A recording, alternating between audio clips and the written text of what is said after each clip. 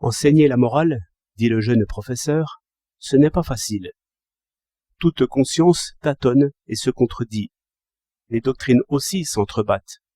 Et quand des hommes qui ont réfléchi 30 ans là-dessus sont encore dans le doute, comment donnerais-je à des jeunes gens quelques principes fixes et assurés? Il m'est arrivé aussi, dit le vieil instituteur, de faire des leçons en 3 points. J'étais jeune alors, j'avais de la voix et du feu. Les garçons avaient les bras croisés sur la table et les yeux fixés sur moi. J'étais trompé par les livres. Je ne savais pas encore que ce genre d'attention rend stupide. Mais tout métier ramène. Comme la lecture et l'écriture sont bien clairement ce qui importe le plus, et qu'il y faut du temps, je vins à réduire peu à peu mes exercices oratoires, dont ma gorge et mes poumons se trouvèrent bien. Les enfants lurent l'histoire et copièrent le sermon. En ces essais, j'eus l'occasion de découvrir plusieurs choses. D'abord que rien ne vaut un cahier de 6 francs et des titres en ronde pour donner l'amour du travail.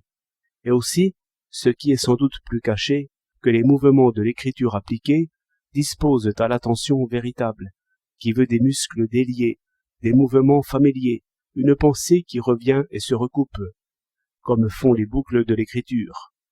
Au reste, essayez un peu de réfléchir avec les bras croisés. C'est ce qui ne se peut point. L'homme qui pense écrit dans l'air, en quelque sorte, avec sa main. Mais l'écriture réelle ramène encore mieux l'esprit. Il suit alors ce geste fermé, qui ne l'égare point. Il est vrai, dit le professeur, qu'en parlant, on use sa pensée, au lieu qu'en écrivant, on la renouvelle. Et, dit l'instituteur, ce qui est bon pour l'homme est meilleur encore pour l'enfant, par la légèreté et instabilité propre à cet âge. Vous devinez comment je fus conduit à mettre ensemble la leçon de morale et la leçon d'écriture. Mais là-dessus, je fis encore quelques petites découvertes, dont la principale est qu'il y a plus d'avantage à méditer sur un texte invariable qu'à suivre des commentaires sans fin.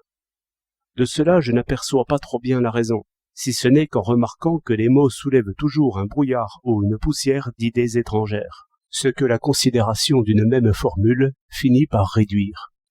Au lieu qu'expliquer des mots par d'autres, c'est battre d'autres tapis. Donc, la nécessité aidant, je vins à faire copier les plus belles, les plus pleines, les plus courtes maximes que je pus recueillir, et plus d'une fois, comme des modèles d'écriture. On appelle de telles maximes des pensées, dit le professeur, et peut-être n'est-ce pas parler si mal. Je le crois assez, dit l'instituteur, mais toujours est-il que, par ces expériences, je vis enfin la morale où elle est, c'est-à-dire en tous et partout. Chacun fait la morale au voisin, sans jamais se tromper d'un cheveu. Jacques juge Pierre, et Pierre juge Jacques.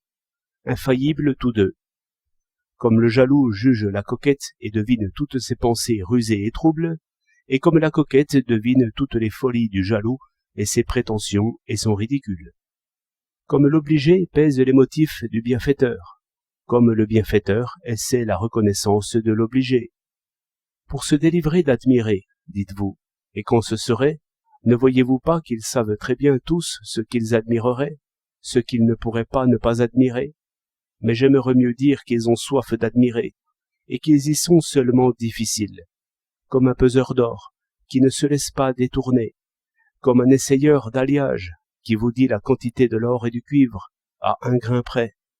Ainsi, tout homme et toute femme est maître et professeur de morale, depuis sa naissance jusqu'à sa mort, sans se tromper jamais.